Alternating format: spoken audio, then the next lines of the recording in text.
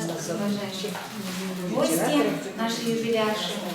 У меня на самом деле такая, скажем так,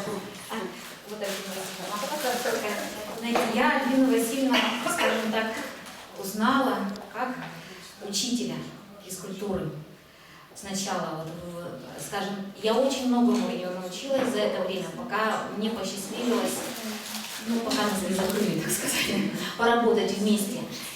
Я не знала очень долгое время, что она еще и творческий человек. Как учитель, скажем так, физической культуры, говорят, талантливый человек, талантлив во всем. И очень много она открывалась и на город, и на республику. Очень много приходило молодых людей, в основном же это мужская профессия, мужчин. И говорили, что такие насыщенные уроки физической культуры очень редко у кого бывают вообще. То есть приходили учиться методической работе. А затем уже после я узнала о том, о второй ее такой грани, о том, что она вот такой талантливый человек. Она у нас вела клуб детский Тахпакчи. Мы выступали, ездили тоже по всей республике Хакасия.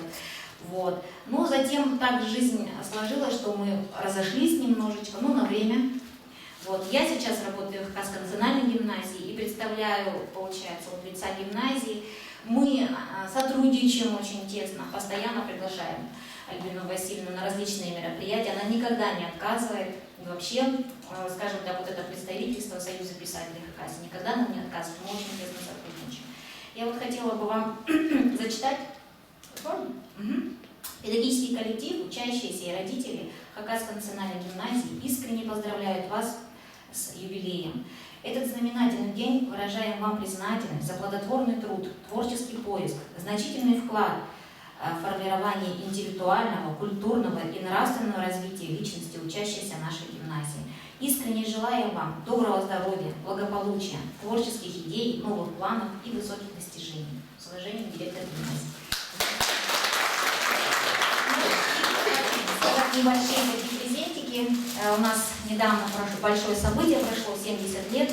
Мы дарим вам, вашей организации, Альбина Васильевна, чтобы память осталась. И вот такие вот небольшие такие детские сувениры. Это вот от чистого сердца. Спасибо.